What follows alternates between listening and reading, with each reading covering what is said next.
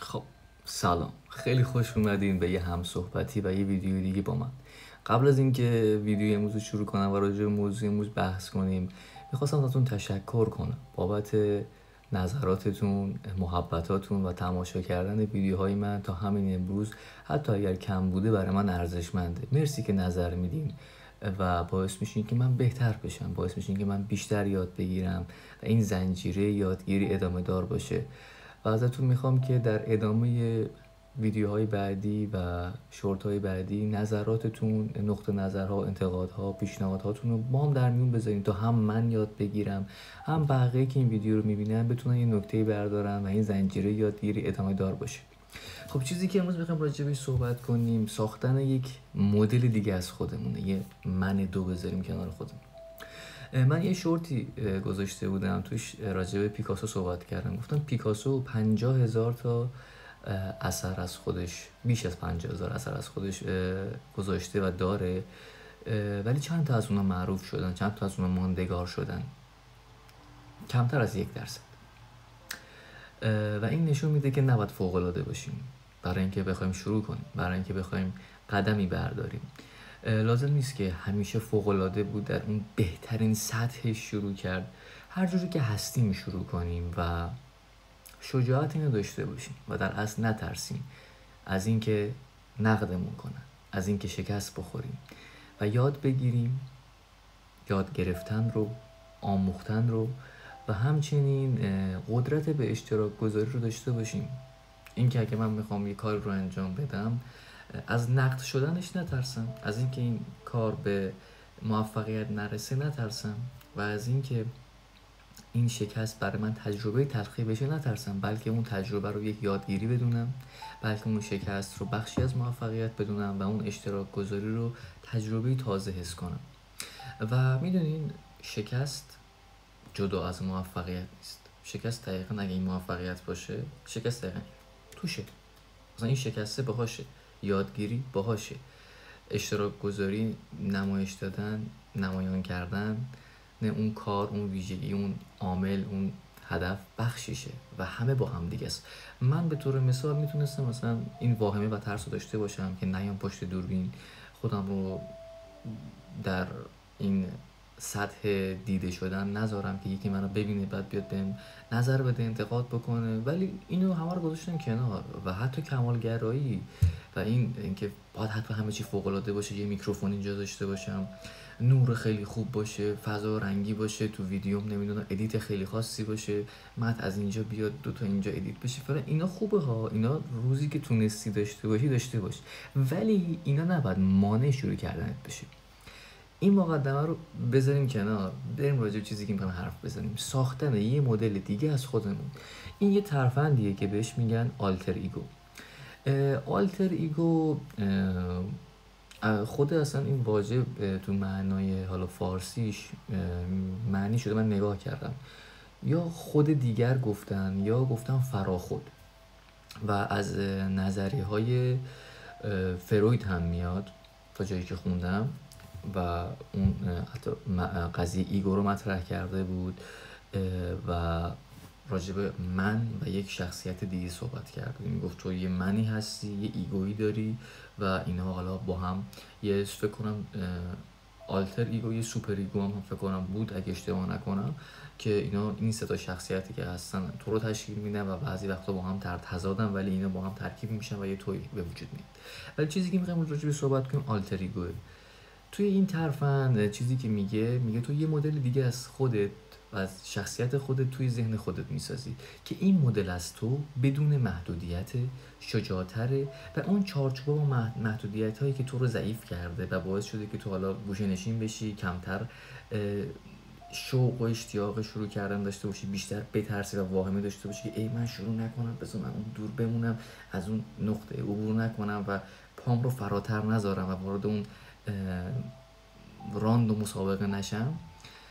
اینا رو نداره توش. یه شخصیت قوی، شجاعتر، میگن گام های راسختر، نمیترسه، آره دیگه، بی‌محاباست، شجاعه، شاید بعضی وقتا حتی یاغیه و با قدرت میره جلو. و شروع میکنه و اون محدودیت هایی که تو در ذهن خودت ساختی رو نداره. وقتایی هم که تو بهش نیاز داری میتونه برات فعال بشه و تو باید در وقتهایی که بهش نیاز داری این شخصیت از خودت رو فعال کنی و رهاش کنی، بذاری که اون برات تصمیم بگیره. یعنی در لحظه‌ای که تو احساس کردی من اینجا کم آوردم، من اینجا الان ضعیفم، من اینجا نمیدونم باید چیکار کنم، ترسیدم، الان اگه مثلا فرض مثال این زمانو بذارم برای این کار، اون کی کار چی میشه، اون کار چی، ولی یهو دکمه آلتر ایگو تو فعال کن، بگو تو فعال شو، تو بیا تصمیم بگی، تو برای من این کار رو انجام بده. و این حالا این شخصیت و این آلتر ایگو رو هر اسمی که دوست داری بذار روش. میخوای مثلا بگو من دو، میخوای بگو نمیدونم این روزا تو فضای مجازی میشتم میگه شیر بچه، مثلا میخوای بگو پلنگ، میخوای بگو من قوی، هر چی که میخوای اسمش رو بذاری بذار و در زمانی که احساس ضعف کردی و نیاز پیدا کردی بهش فعالش کن و فرا بخونش و بگو فعال شو و بذار اون برات تصمیم بگیره. بعد از یه مدتی دیگه لازم نیست تظاهر کنی که یه من دیگه ای از من هست، اون دیگه بخشی از تو میشه.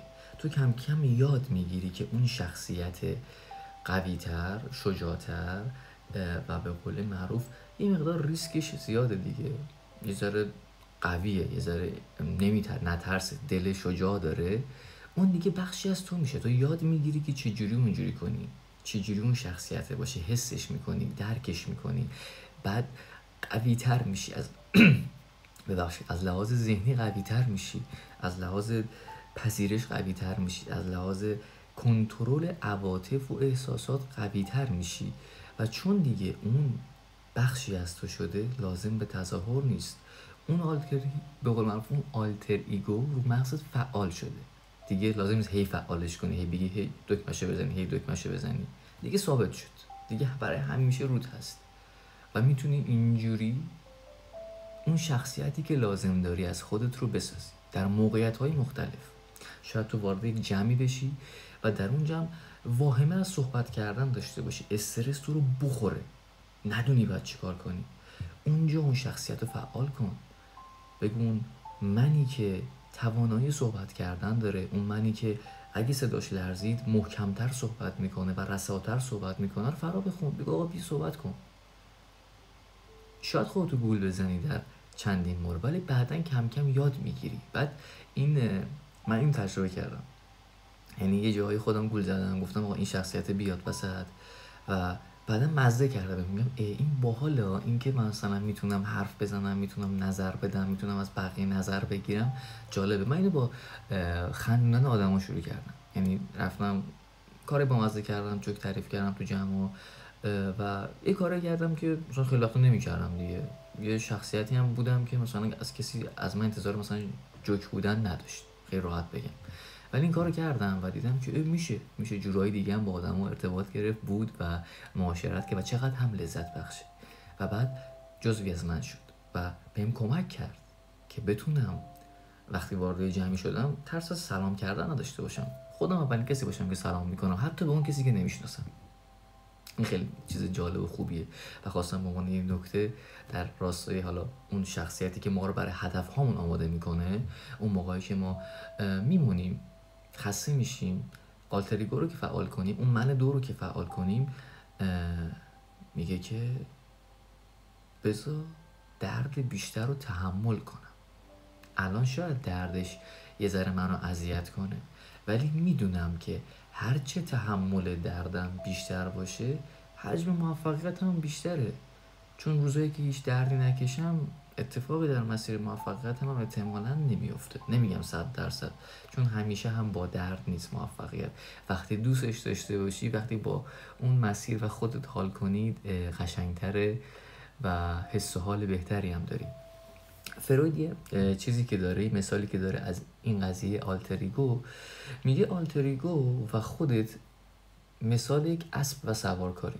تو یه اسبی که انرژی داری، قدرت داری و داری به سمت مقصدت حرکت میکنی و ایگو، اون آلتر ایگو، اون سوارکار است که این انرژی و این قدرت رو به سمت درست هدایت میکنه و تو رو به جای درست میبره و تو رو در موقعیت درست میشونه. این نکته خیلی طلاییه. این مثال سوارکار حتما یادتون باشه که تو اون اسبه‌ای که پر از انرژی و قدرته و میخوای به سمت این مسیری بری، و ایگو اون سوارکاریه که افسار رو به دستش میگیره، اون قدرت و انرژی رو کنترل میکنه و به جای درست میبره و باعث میشه که اون قدرت و انرژی در جای غلط حروم نشه، به کسی دیگه آسیب نزنه فرد، به خودش آسیب نزنه فرد. یعنی اون اسبه بعضی وقتا اسب اونقدر انرژی داره که میره دیواری رو خراب میکنه، یک مانعی رو از بین میبره، آدمی رو زیر پاش میگیره و شاید اصلا از یه دره پرت شه پایین، چون انرژیش انقدر زیاده. اگر سوارکار درستی نداشته باشه، اگر سوارکاری نباشه که این افسار رو به دستش بگیره و جای درست ببره و مقصد درست برسونه، امکان داره که خطاهاش زیاد بشه. بیشتر از این موضوع رو کش نمیدم به قول معروف و فکر میکنم این ویدیو در حد همین 10-11 دقیقه تونسته باشه حق مطلب رو ادا کرده باشه. اگر نقطه نظری بود، اگر نکته‌ای بود که شاید من جا انداخته باشم، شما حتما تو کامنت ها بهم بگین، اضافه کنین که بقیه هم وقتی این ویدیو رو دیدن بتونن ازش بهره ببرن، یاد بگیرن. خیلی ممنونم که تا همینجا تماشا کردین. دمتون گرم. امیدوارم که بتونین یه من خیلی درست‌تر و قوی‌تر و شجاع‌تر برای شروع کردن هر مسیری از خودتون بسازین. موفق باشین.